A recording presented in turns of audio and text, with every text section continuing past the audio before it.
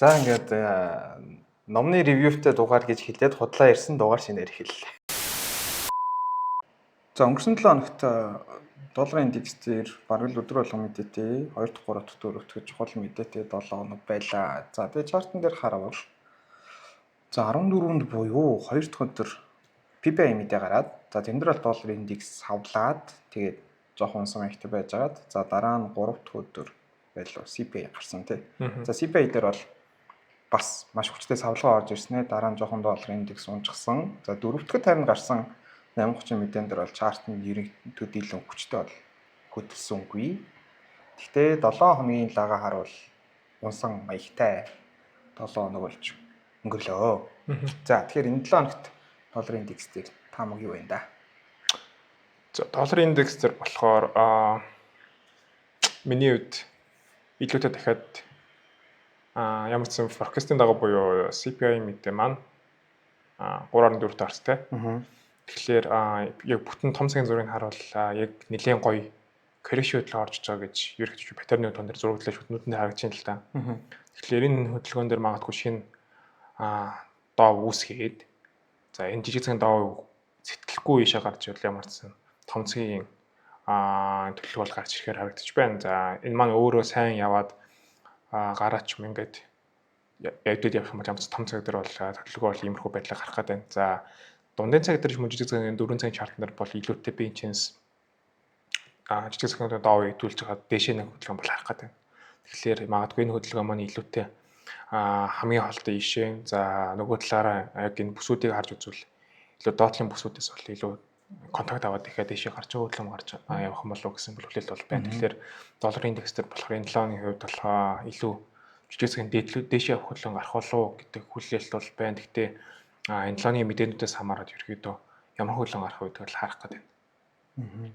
За чиний хувьд би доллар дээр за өнгөрсөн 7 хоногыг харах юм бол за ерөнхийдөө доошоо паттерн задарсан байгаа. Энийгээс трейд энэ дээршээ ирж байгаа нэг өдрийнхөө тренд лайн руу ирэх бодлоо гэсэн. За энэ дээрээ ирсэн. За тийм ерөнхийдөө бараг сэтэрж орж ирээд буцаад орж ирсэн хөдөлгөөнтэй байгаа. Энэ 7 хоногийн хувьд болохоор яг долларын индекс дунд цаг дээр болохоор ерөнхийдөө нэлээд чухал байж болох бүсдэр ирж гэн гэж анзаарж ирэл л да. За энэ юу юм хэрэг одоо өмнөх хийсэн одоо оройн ингээд автренд явж байгаа учраас одоо энэ доошоо явж байгаа ёроол өөрөө өмнөх одоо сэтгэхгүй буюу эвдэхгүй гэдэг хашин дээр нэлээд төхөж ирээд буцаж байгаа учраас одоо эндээс бараг шууд дахиад дэше чиглэлийнхэн дагуу тренд ороод ирэх болов. За гэхдээ мэдээж энэ өөрөө ингээд дунд цаг дээр даун тренд явж байгаа учраас бас энийгээ дээш нь эргүүлж эхний ээлжний оройнуудаа хийж ижил баталгааж чанал гэж харж байна. Ингээд бол энэ 7 хоногт бол дээшээ хөдөлгөөн ороод ирэх болов гэж бодож байна. дунд цагийн гэсэгтэй. Тийм дунд цагийн хөдөлгөөн дээр ихэд доо бол нэлээд гоё газар ороод ирсэн. Гэж анзаарч байна. За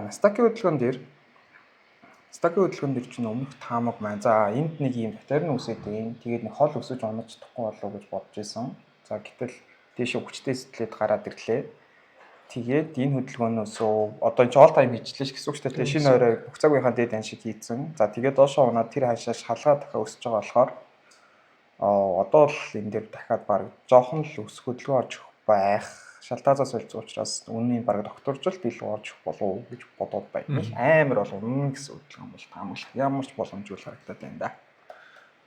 За миний хувьд болохоор өнгөрсөн 7 хоногийн таамаг дээр ерөөхдөө ямар хөө хөдөлгөөн дээр бид нар оролт хийх боломжтой байсан гэдгийг ерөөхдөө шинжилээ л та. Тэгэхээр бидэрт мэдгэжсэн бүс заах энэ өөрөө хөдөлгөөний хувьд бол нэлээд сонирхолтой хөдөлгөөн огцон хөдөлгөөн гаргасан болохоор зураглал бол байна те. Гэтэ яг тухайн цаг моментийн хөдөлгөөнийг харах уу гэдээ бол аюу хэцүү асуудал.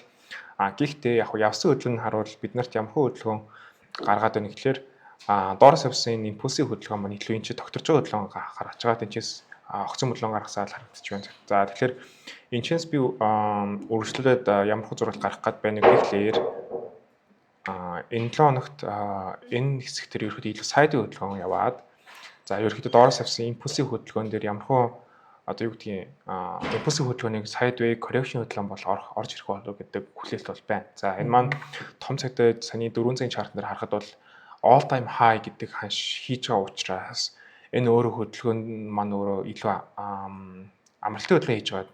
Цааш үргэлжлүүлэх хүсвэл яг энэ доороос явж импульсив хөдөлгөөн том цагийн коррекшн хөдөлгөөн орж ирэхгүй гэдэг бол асуудал. Тэгээ магадгүй үнцгээ гарч ирэх гэдэг юм гэсэн. Тэгэхээр ямар ч дундын цагийн хөдөлгөөнүүд төр бол илүү гоё энэ 7 хоногт илүү сайдын хөдөлгөөн гаргаад нэг бүсүүдэд тодорхойлоод явах болов гэсэн бол хүлээлт бол байна. За өнөөдрийн үед болохоор би яг ямархуу байдалтай зурвал гаргах байна вэ гэхээр 15 минутын шаардлага нэр илүү доотлын хэсгийг нэг хөдөлгөөн гэж үзээд за дээдлийн хөдөлгөөн гэж үзээд харж ирсэн. За энийг би илүүтэй энэ 7 өнөөдөртөө болохоор илүү дээшээ гарч ирээд энэ хавцаас нэг эсэргүүцэл авах болов гэдэг бол онцог гарч ирчээд байна гэсэн үг. Тэгэхээр энэ хөдөлгөөн маань явж байгаад илүүтэй ийшээ орж ирэнгүүтээ энэчээс эсрүүцэл аваад доошоо гарах хөдөлгөөн одоо юу гэдэг эсрүүцэл аваад унаа хөдөлгөөн гарах болов гэдэг бол нэг план гарч байгаа. Тэгэхээр энэчээс авч байгаа хөдөлгөөнийг илүү дээшээ гаргаж ирж байгаад price action-с хамаараа доошоо нэг хөдөлгөөн ямар гэсэн план бол хийж байна. За тэгэхээр энийг илүү том цагтаа ослол үзвэл магадгүй энэ маань өөрөө энэ хэсгийн доовыг өвдөж чадахгүйгээр доошоо ороод ирээд за магадгүй цаашлаад ийшээ ирэх ч юм уу те том зөв хөдөлгөөн бодоход явах болов гэсэн бол өнцөг бол жижиг цагийн шаардлагаар DLC нар бол гарч ирчээд байна гэсэн үг. Өнөөдрийн ярилцлагын бүтээгдэхүүн гэсэн үг шүү дээ.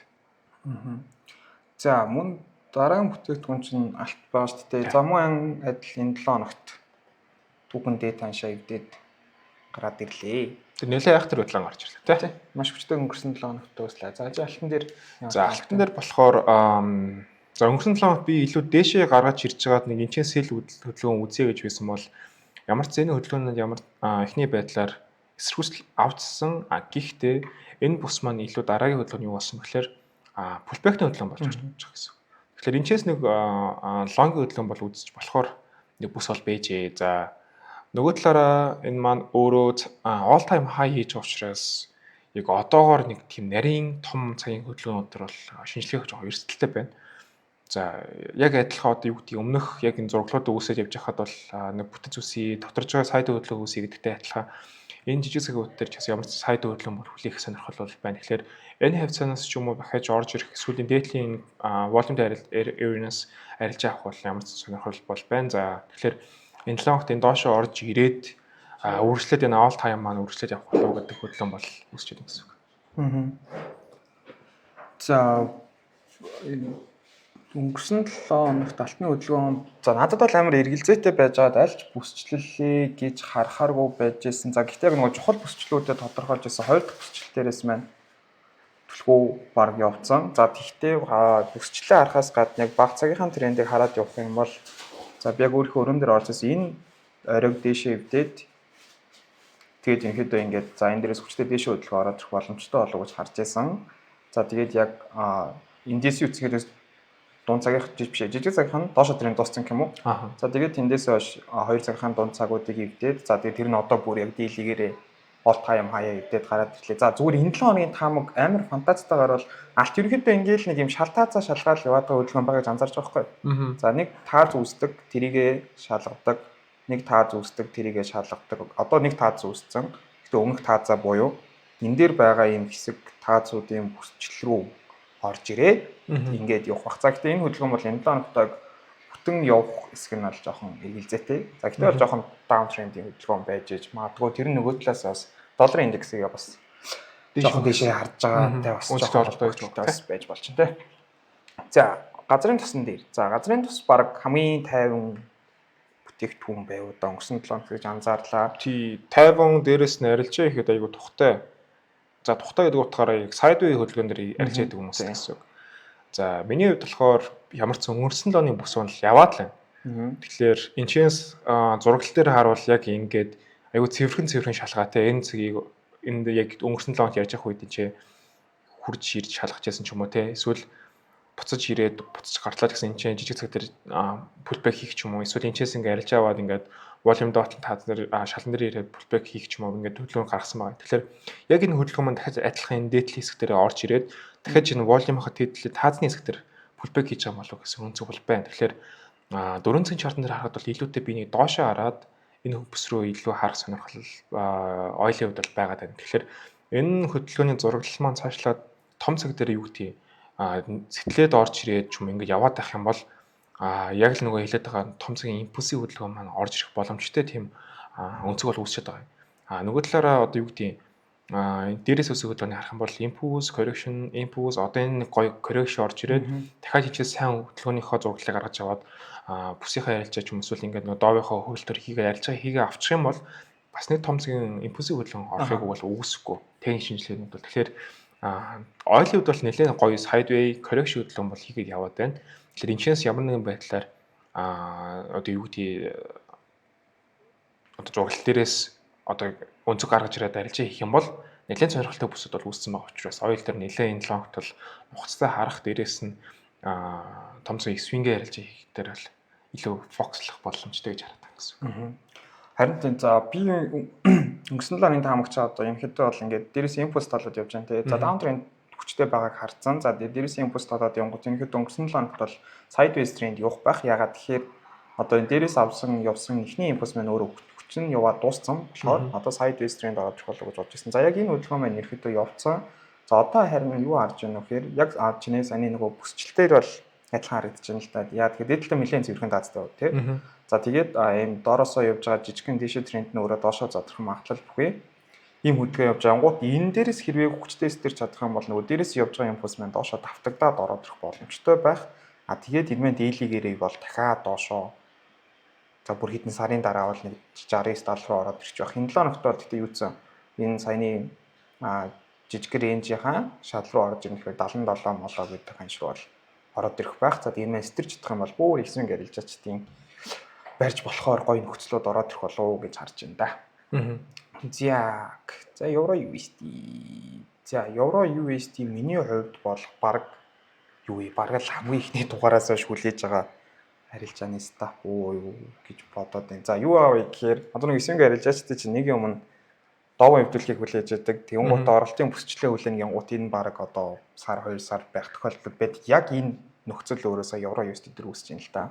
За биний баг сүүлийн 2 дугаарын таамагч нэг юм одоо бол зөв паттерн үүсэж явж байгаа учраас дэшээ хөдөлгөөн ингээл ээлжлээл хөрөөний иршиг явах гэдэг таамаг байсан. За тэгээ энэ маань яг өөрөө чиглэлэн доошоо эргээд тэгээд яг арилжаанд орж болох уртын хугацааны арилжаа нээж болох хамгийн тухтай эхний бүсчил дээр ирсэн.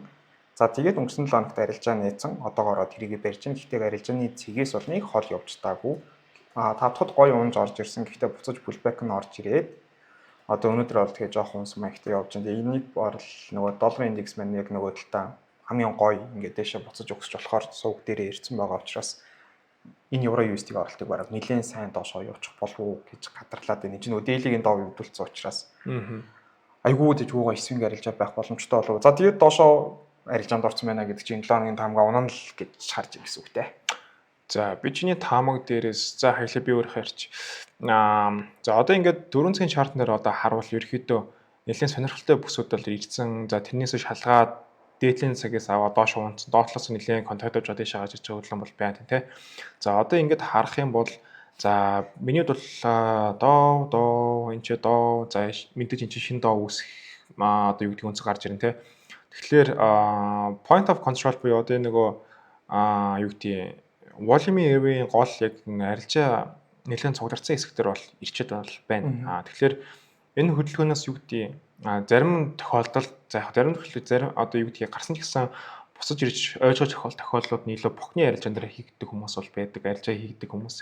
За тэрнээр харахад бол одоо бол нэлээд энэ голынхаа бохныхаа хэсэгтэр нэлээд зурлаж харагдаж байна. Тэгэхээр 4 цагийн чартн дээр за яг volume арилжаа гэдэг утгаараа харвал магадгүй энэ хөдөлгөөн доошоо нэг орж ирчээд нэг area-гаас авчаад ийм ч юм ингээ нөгөө аптреныг төсөөлөх юм бол ингэж гарч ирчих боломжтой байдаг. За нөгөө талаараа доотлын одоо доошоо явах арилжаа хаанаас одоо юу гэдэг бүрдэх боломжтой вэ гэхлээр 15 минут буюу дундын жижиг цагийн чартанд оруулж ирээд илүү энэчээ нэг бүс тодорхойлоод эхэлнэ гэсэн үг. Тэгэхээр одоо ингээ зураглалаа харах юм бол нэлээд сонирхолтой. За дээрэс нь одоо юу гэдэг нэлээд ойлгомжтой бүсүүд бол одоо ингээ гараад ирчих гэсэн бидний хувьд бол. Тэгэхээр яг бүсийн арилжаа гэдэг утгаараа миний өнцөг одоо юу гэдэг арилжааны онцлогийг өгөхлөөр яг нэг өнцг рүү шууд фокуслж харахгүй. Тэгэхээр илүү хоёр талыг харах одоо өнцөг миний хувьд гарч ирдэг. Тэгэхээр эхний ээлжинд энэ бүсээс шорт арилжаа төлөвлөнө.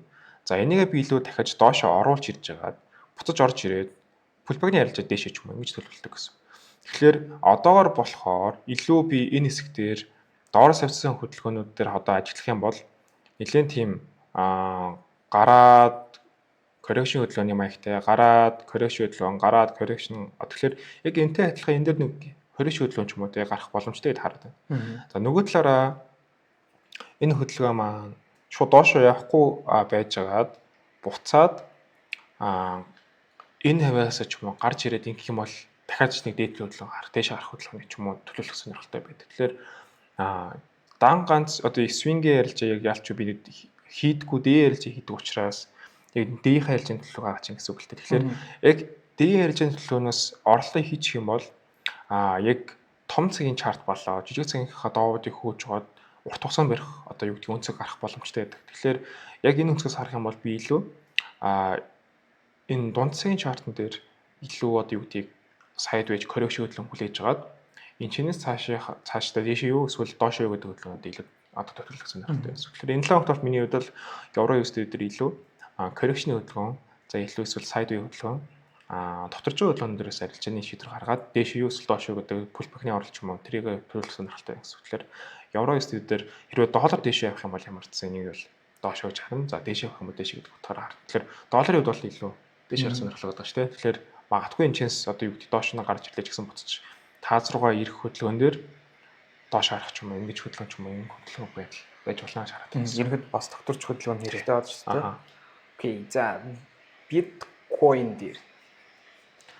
За бусад байдал бусдыгаа бодох юм бол бас их хол хөдөлсөнгүү те. Тий биткойны хувьд бол за ямар ч сан дээшийн хөдөлгөөн гарах боломжтой гэд нэлээд олон дугаар ирсэн. За тэрнийхээ ямар ч сан хөдөлгөөнүүд л одоо гаргаад явж байна. За өнгөрсөн хоногт нэг бүс тодорхойлцсон байсан. Тэрнийхээ бүстэй ямар ч сан пулбэк хийгээд илүү гарч байгаа хөдөлгөөн бол одоо гарч явж байна. Тэгэхээр биткойн эхний одоо юу гэдэг дээшээ бүр гарах ханшийн дээдлийн цаг бол эхний ээлжинд бол 69 гэдэг хавцаа ханш бол хамгийн ихэд орж иж байгаа гэсэн. Тэгэхээр волюмд бол нэлээд дажгүй волюм за дээрэс нь шал таазан ч гэсэн нэлээд сонирхолтой бүрдсэн бус байгаа учраас энэ хөдөлгөөнийхөө таазны хөдөлгөөний сэтгэлээ гарч чадах юм бол дахиад дэше харах хөдөлгөөн өнцөг бол үүснэ. За энэчнээс илүү ингээд зууралдаал энэ хавцаас ингэж жаад зуурлал ирэх юм бол энэчнээс price action харж агаад жижиг цагийн доо үед дэдэл ч юм уу доош харах хөдөлгөөн бол орж ирнэ. Тэгэхээр биткойны хувьд бол яг нэг талаараа томоохон фирмүүд ETF бүтээгдэхүүн авч сурах бол байгаад нэлээд олон тооны хэмжээгээр нь ETF авч байгаа. За зарга захиалгууд нь ер нь бол багасаад ихэрсэн. Тэгэхээр яг ч ханшийн дээш явж байгаа шалтгаан нь бол мэдээж худалдаа уулзаатай. Зарга захиалгын тоо бага очроо дээш явж байгаа үнцэг гарч иж байгаа. Тэгэхээр биткойныг дахиж нэг ямар ч сан техник шинжилгээнүүд бол ямар ч сан бүсүүд бол байна. За гэхдээ нөгөө талаараа техник шинжилгээ ч юм уу суурь шинжилгээнээс харах юм бол дахиж дээшээ гарах хөдөлгөөн явах болов гэдэг бол үнцэг гарч иж байна гэсэн. Тэгэхээр биткойны ямар ч сан харын ажиглыг одоогор бол ямар ч сан нэлээд сонирхолтой юм дундсын жижиг цагийн ямар ч сан бүс энэ дэр үүсэхтэй явж байгаа. Тэгэхээр энэ хөдөлгөөн доошоо орж ирлээ гэсэн буцаж орж ирэх хөдөлгөөн дээр нь эсвэл дээшээ гарч ирлээ гэсэн пулбэкний хөдөлгөөн дээр нь альж хийхэд бол нэлээд тохиромжтой бүсүүд бол үүсч байгаа учраас биткойн дээр бол бас л нэг арилжаа хийж болох үз зураглал үүсчээд явж байгаа юм. Окей. За миний биткойн дээр өнгөрсөн 7 хоногийн дугаар дээр за энд юу гэсэн эхний ээлжний дунд цагийнхаа доовыг гэж анзаарч исэн оройн дээрээ иржээ. За энийг эвдэхгүй бол доошоо унана. Хэрвээ эвдэх юм бол дээшээ гараад нэг таргет хамгаалж байсан. За тэгээд нэг коррекшн хийгээд зэтэрсэн батарейныхаа баг pullback ч юм уу ретест ч тийм үндгэн ээжээд за тэгээд дээшээ гараад ирсэн. За энэ 7 хоногт болохоор биткойн дээр бас юу анзаараад байна вэ гэхээр 4 цаг дээр ч юм уу харахаар ингээд бас яг эвдэхгүй гэсэн орой дээрээ тулаад ирсэн байгаа учраас ерөнхийдөө амар анзаарах магадaltaй орой гэж хараад байгаа юм. За энэ ероод минь өмнөх ороолоо эвдсэн учраас энэс дээшээ явсан орой энэ өмнөх оройгоо эвдэхгүй байж болно. Тэгэхээр энэ дээрээ ирчээд байгаа учраас жоохон анзаарсан маягтай. Тэгээд үүн рейнжлээд байгаа юм болоо гэж бодоод байна. Тэгээд энэ оройгоо дээшээ эвдээд гараад ирэх юм бол дахиад коррекшн хөдөлгөөн орж ирээд тэгээд тэр нь урт хугацааных нь одоо чинь дунд цаг дээрээ тренд дээшээ эргэчихээр дахиад свинг арилжааных нь том нөхцлүүд нь дээшээ эргэчих боломжтой юм болов уу гэж хараад байна. Тэгээд энэ 7 хоногт бол яг энэ таазан дээр яг зөрөөд энийг дээшээ хүчтэй сэтэлж гарч ирэх үү эсвэл жижиг цагийнхаа доовууд нь доошоо эргээд бас даун тренд рүү ирэх үү гэдэг юм хүлээж байна да одоогор бол. Окей. За тэгээд энэ 7 хоногийн маш шинжилгээнүүдээ ингээд дууслаа. За энэ 7 хоногийнхаа мэдээнүүдийг харчээ. Ерөнхийдөө бас арай гайгүй байсан баг. За 3 дахь өдөр 10 цагаас доллар дээр мэдээтэй юм байна. 3:30-аас ховлын яриатай юм шүү дээ. Өнөөдөр шөнө гэсэн юм байна. Тий, ер нь энэ 7 хоногт нэлээд яг долларын ханшаас гадна нэлээд том чухал мэдээлэл байгаа нь юу гэхээр кад дээр Канада доллар дээр ямар ч юм CPI мэдээнүүд байна. За тэгээд Паунд дээр багных нь яриа байна. NZD дээр яриа байна. CPI ч гэсэн байна. Тэгэхээр энэ Forex хослолууд дээр хөдөлгөөн орж ирэх болов гэсэн бол хүлээлт бол байна. Тэгэхээр нэлээд сонирхолтой бас савлгаатад 7 хоног байх болоо да гэж бодож байна. За тэг мэдээж 4-ийн шөнө FOMC митинг орж ирнэ. Ойролцоогоор 2-3 хоногийн дараа өмнөх митингээс гарч ирдэг, тайлан гарч ирдэг. Тэгэхээр өмнөх уулзалтын дээр юу ярьсан бэ гэдэг бол мэдээ гарч ирнэ. Тэгэхээр бас л хөдөлгөөн бол орж ирдэ шүү дээ. Хоёр хэдийгээр өмнөх ярьсан яриаг гаргаж байгаа боловч тайлан дээр тусгагдаагүй зарим нөгөө яригдаагүй ярийн дунд сонсч амжаагүй зүг мэдээ ч юм гарч ирдэг учраас тайлангийн өдөр бол нэлээд савлгаа орж ирдэг. Тэгэхээр энэ л бол нэлээд бас савлгаад 7 хоног байх болов уу гэж харж байна да. Тийм зөвхөн доллар гэхгүй бусад валютууд дээр бас 5 дахь хүртэл одоо евро дээр бас GDP гарч байгаа юм байна. Тэгэхээр бас мэдээнүүдээ анзаарч лахгүй бол гинтийн яж долларын мэдээ ч юм бол оройн цагаар Монголд л орой ороод ирчихсэн. Гэтэл одоо Герман ч юм уу Нидерланд дээр ч одоо шал өөр цагуудад яг бидний ажлын цагуудаар орж ирж байгаа учраас бас яг ийм мэдээнүүд байна гэдгийг хараад тухайн өөрсдийнхөө арилжаан дээр хамгаалж явахгүй бас болохгүй юм байна. Юу гэсэн л өдөр болгон мэдээтэй л байна. За 2 дахь л байхгүй юм байна. Тэгээ 3 дахь, 4 дахь, 5 дахьд бараг л бүх өдөр. 2 дахь Канадтай. Канад бол 2 дахьд байна тий. За тэгэл өдөр болгон л мэдээд байгаа юм. Тэгэхээр өөрсдийнхөө арилжаан дээр ялангуяа Forex хослолууд дээр арилж байгаа хүмүүс байх юм бол арилжаануудаа нэлээд сайн хамгаалж явахгүй бол савлгаа бас тиймж одоо бага байхааргүй 7 хоног байна гэж харж байна да. Окей. За чамд өөр сонирхч юм байна уу? Зах зээлийн бас савлгаанууд ер нь юунаас юу хаашаа юу болоод тах шиг байна. За би энэ удаагийн дугаар дээр ерөөхдөө голдтой холбоотой мэдээлэл бэлтгийг ямарсан зорилоо. За яагаад голд ингэж төсөөд байгаа юм бэ? Яагаад юу гэдэг өмнөх ханш 15% орчим онгорсноос хойш өдрөө өссөн те. Тэгэхээр нэлийн сонирхолтой тийм мэдээллүүд цуглуулахыг хичээлээ. Тэгэхээр цуглуулсан мэдээлэл донд юу байсан бэ гэхээр алтны ханш нөлөөлж байгаа зүйл яг юу байна гэдэг өнцөг харж байгаа гэсэн үг тийм. Тэгэхээр хамгийн ихэнд бол за сүүлийн CPI мэдээнээс хойш за мөнгөний бодлого гэх мэтчлэн мэдээнүүд гарч ирж байгаа. Тэгэхээр энэний мэдээний дараачаас илүү гол илүү дэше хөдлөн гарчаад байгаа. Тэгэхээр CPI за 3.4-тэй гарч ирсэн. Тэгэхээр энэ хөдөлгөөнөөс ахуулаад за яг зах зээл дээр ч юм уу эсвэл хүмүүсийн одоо хүлээж аваар юу болж юм гэхээр хүүгээ бууруулах гэдэг өнцөг одоо юу гэдэг хүлээлт үүсэж байгаа эхэлж байгаа гэсэн. Тэгэхээр энэ өнцгөөс болж одоо юу гэдэг юм алтны ханш өсөж байгаа бас нэг үндэслэл гарч иж гэж одоо хүмүүс харж байна. За нөгөө талаараа Middle East буюу ойрхон орнуудын улсуудаас болж алтны ханш өсөд байна. Хөдөлгөөн орж ирээд байна гэдэг өнцгөл үүсэж байгаа гэсэн. За ойрхон орнд буюу Middle East ямархуу улс байна л бид нар мэдж байна. Израиль, Иран ч мөн тэр мөн дайнтай холбоотой улсууд байгаа учраас яг энэ нөгөө улсуудаас болж геополитикийн асуудал ч юм эсвэл ингээ юунаас болж хөдөлгөөн орж иж ингэж өнцөг гарч иж байгаа. За нөгөө талаараа Орос Украины бас хөдөлгөөн орж иж гэсэн. За өнгөрсөн 7 хоногт бол Орос Украины хоёрын дунд бол нэлээд сонирхолтой дайралтууд болсон юм шиг байна. Тэгэхээр амралт өдрүүдээр тэгэхээр энэчнээс болж бас энэ 7 оны хөдөлгөөнүүд ч юм уу дараагийн хөдөлгөөнүүд нөлөө орж ирэх болов гэдэг бол үнцэг гарч ирж байна. За Middle East дээр мэдээллийн бас нэг жоохон задлаад ярил сая нисдэг дэрний осол гарлаа. Тэгэхээр ерөнхийлөгчийнх нь асуудал гарч ийн. Тэгэхээр энэчнээс болоод илүү бас хөдөлгөөн орж иж ингэж үүсэх боломж үнцэг үүсэх болов гэдэг бол дараагийн хөдөлгөөн дээр гарч ирж байгаа гэсэн үг.